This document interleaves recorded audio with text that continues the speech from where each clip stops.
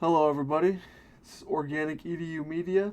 This is going to be lifestyle changes and preventions. So, basically, our course objectives are going to be when should we do lifestyle changes? What kind of lifestyle changes should we do? How should we do them? And then prevention to make sure we don't go back on those changes, we don't relapse. So, the importance of lifestyle changes is going to primarily be focused on long term health. There's a lot of things that we can do throughout the day that will make us healthier throughout our lives. And lack of these things tend to lead scientifically to a disease down the road, and we'll get into those. So, definition and scope. When we think about how we want to make lifestyle changes, we want to think about what things can we do or add into our lives that would bring health. So, areas of focus are going to be diet, exercise, mental health, and sleep. So, the role of lifestyle in health and the impact on health outcomes, there is a strong connection between diet and long term health, exercise and long term health and strength, sleep and long term health, lack of stress and long term health. Stress decreases testosterone and all sorts of stuff. And the benefits of a healthy lifestyle and overall well being, we wanna have those. So we gotta start doing things today to make sure we can take advantage of overall well being and a healthy life throughout our lives. So, key areas for lifestyle changes: nutrition. Maybe you go out and eat a lot of fast food. Maybe you eat a lot of candy, or you only really like cookies or sweet things. Stuff that's not really healthy for you. All right, but you have to have a more balanced diet, and this sometimes involves trying new things and trying things that you usually didn't like. And usually you can develop a taste to certain types of foods, and you can appreciate different styles of dishes and everything. Some really healthy styles of dishes are Indian cuisine. Indian cuisine can be very healthy. Mexican food, given that you're eating all the avocado, beans, and salsa, that can be very healthy for you. And also making a set time when you should eat. Like a lot of people do intermittent fasting. There's a lot of strong science to support the benefits of that. And they usually eat from 2 p.m. until 10 p.m. And that's their window of eating. So knowing when to eat and what to eat. Me personally, right now, I eat a little breakfast bowl that I get from HEB, a cup of yogurt. I buy some spaghetti and meatball thing, and then I have a chicken Caesar salad that I always eat. And that's what I eat every day. And then I'll have some, extra milk or something to have extra protein. And then with physical activity, of course, because I do a lot of physical activity as well, I do strength training personally. After this, I'm probably going to go practice some sprints because that's something I wanted to get into. But when it comes to physical activity, long term effects of physical activity show that people who are physically active tend to live longer and healthier lives. Okay, and you're also going to be stronger long term. So you don't want to wake up like I did when I was 18, already having lower back pain because I am very tall. And, if you don't work out, my knees are going to go out, my lower back is going to go out, my neck is going to go out. So these are things you want to address early on in life. So, yeah, but you don't have to do strength training like I do. You can do cardio, you can do just, high intensity training. You can just go and do standard weightlifting or bodybuilding, which doesn't really involve heavy weight. Just the goal is to, build up a sweat and build that mind muscle connection or build that cardio, whatever your goal is. So, mental health, managing stress and mental well being, not always being stressed or over catastrophizing things. A lot of this comes into like understanding yourself and how you're going to respond to the world around you. You know, if I see a bloody video on the internet, I might click out of it really quick because I know if I finish it, it's gonna make me feel all kind of weird and mess me up mentally. So I usually don't watch those videos. So a lot of techniques for improving mental health revolve around, for me, where I put my focus. So I want to focus on stuff that's going to improve my life. So my work, my school, my studies, whatever that may be. If I'm done with all those things, I might put my focus to video games or something more fun, where I can take the edge off and enjoy myself and not be so stressed all the time. Because all work and no play makes Jack a dull boy. That type of stuff. I'm kind of old school in that sense. I am getting 30, so I guess that's a phrase I can start using when it comes to that regard. But yeah, mental health, reducing stress.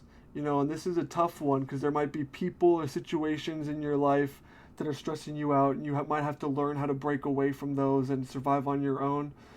But yeah, doing that in the long run will make you less stressed after all, because it seems like you're gonna have to go into a stressful situation that's gonna be super stressful.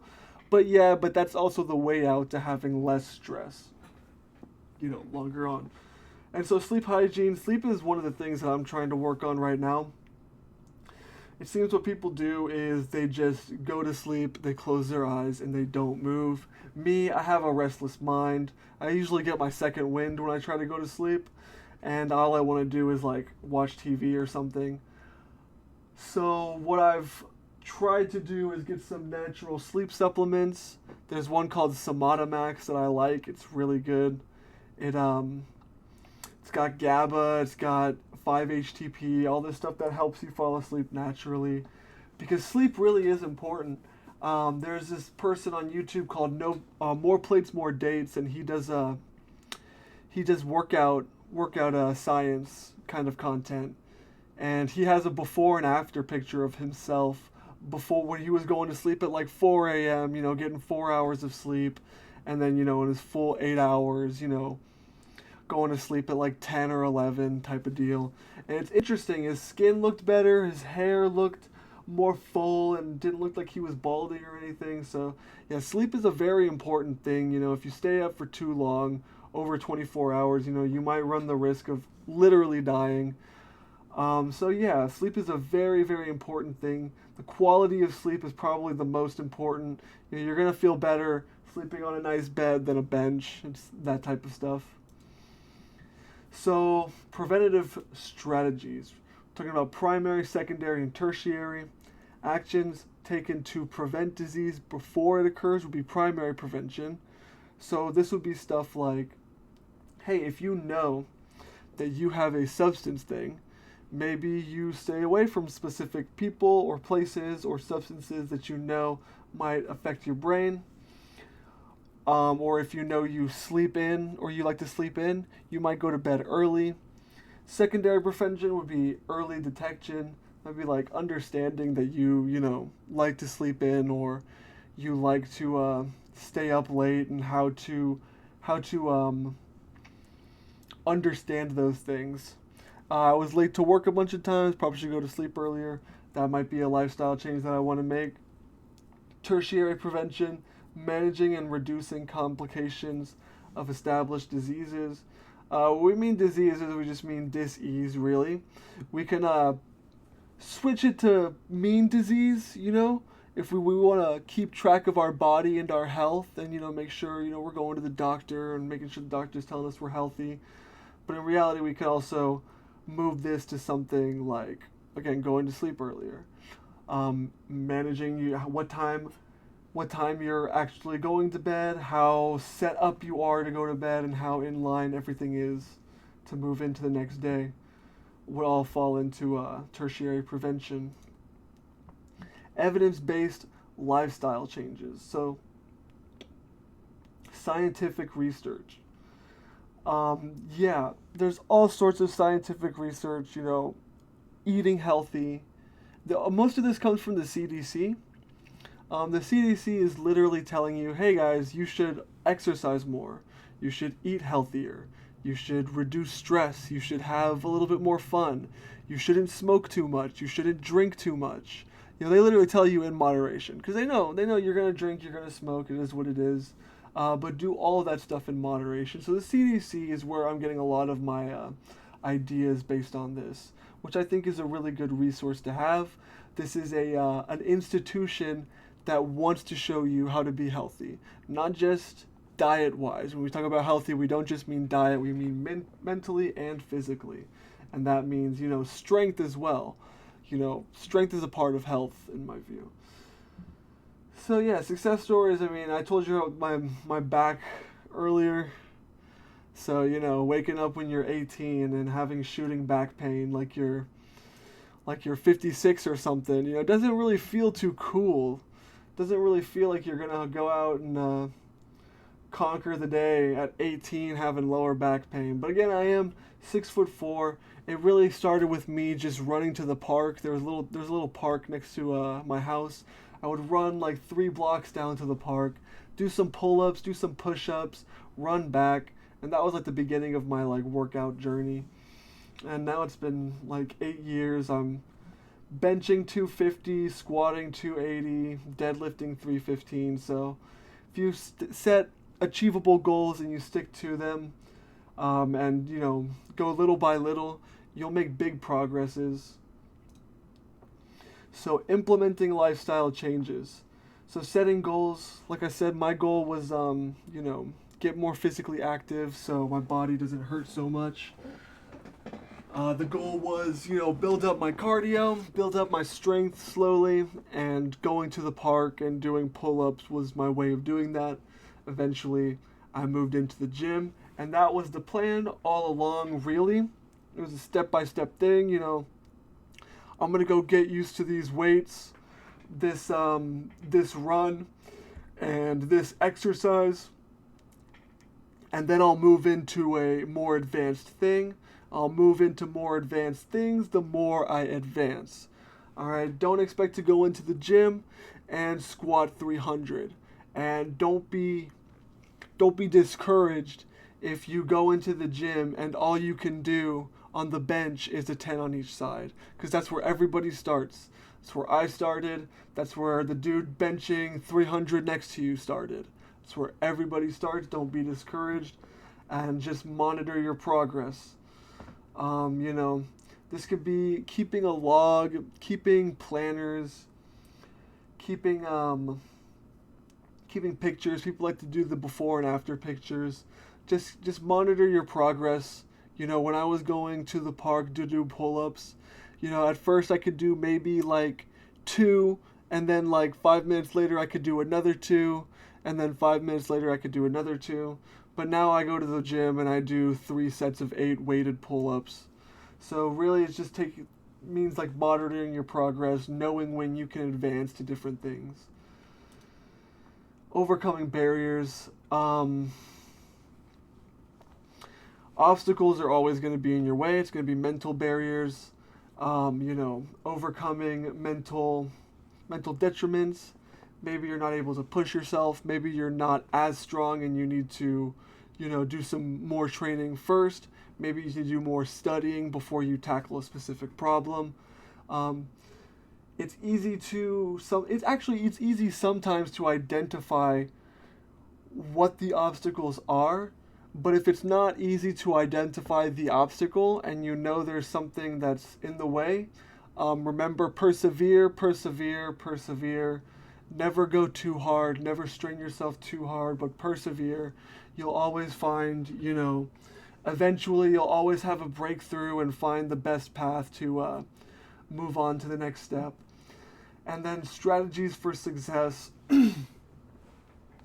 Really, if you're eating healthy, you're strong, you're going to sleep on time, and you're not stressed, well, you're going to have energy throughout the day and the strength to make it happen, and you're going to have the health and the mental acuity to get your goals done. When we think about practical tips for success, cleaning your room and going to bed early is, step one. People are usually up doing business at like 6 a.m. I know I have to wake up and make sure my posts are posting at 5 a.m. Trekkers wake up at, 2 a.m. So do welders. So really, your strategy for success is going to depend on your specific field. A lot of it's going to include on going to bed on time. You could save your money, make sure you're always like investing or keeping funds on the side so you don't have any unforeseen accidents. Networking is another good way to strategize for success. And yeah. So support the role of healthcare professionals. So yeah. Sometimes if like especially if you're mentally stressed, you could go get a therapist. If you are too weak, you could go get a physical trainer. You could always go to a college and take a course if you feel like you're not educated enough.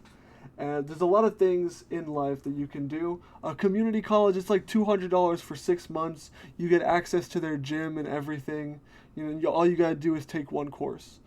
And then, if you need a therapist, a lot of schools will also do, free therapy sessions for students who are finishing their degree and moving into their fields. So yeah, there's tons of different resources you can use. But build a supportive environment. I'm never gonna look at the person benching, 200 pounds less than me at the gym and think anything negative of it. I know he's probably just starting his journey. If I see he needs help, I'll probably help him. If he asks me for tips, I'll probably give him tips. Create a culture that invites people. Go seek out places and cultures that are inviting to you and make you and have a good and positive influence on you because you are who you hang out with. So interactive activities, that's going to be stuff like going to the gym, going to extracurricular activities. You got the YMCA. Long-term sustainability. So we're going to be maintaining these healthy habits. So a lot of things that gets people discouraged about going to the gym is going to be delayed onset muscle soreness. So that is when you're done working out, your muscles are kind of like a little bit swollen, but they're kind of numb. But the next day is when they start to feel really sore and painful. And a lot of people don't like that feeling. I was kind of lucky. I guess I love that feeling. And so if I can ever induce that in the gym, I feel like I've had a successful workout. And of course, this doesn't mean like my joints and ligaments are feeling literal pain.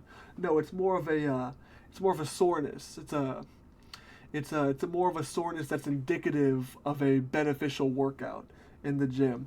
But this could be something that dissuades people. It's something that pulled me in. I liked it. So, looking for these specific things and adjusting to them will help you stick to things. So what does a person do if they want to go to the gym but they don't want delayed onset muscle soreness? Well, they might use lighter weight and more reps, or they might just go do cardio and do something that gets their body moving. There's a lot of different things. You have to kind of see your specific needs and where you're at and adjust accordingly. And then prevent relapse. Understand that relapse might happen. Doesn't mean that well, I guess it does mean that you're doing something wrong, but it doesn't mean that you're bad for doing it. Everybody's going to go through relapse maybe 1 or 2 times. The point is, you go through relapse, you get back on the horse, and then you're not going to go through relapse again. And if you do, you're going to have a longer time of being off relapse.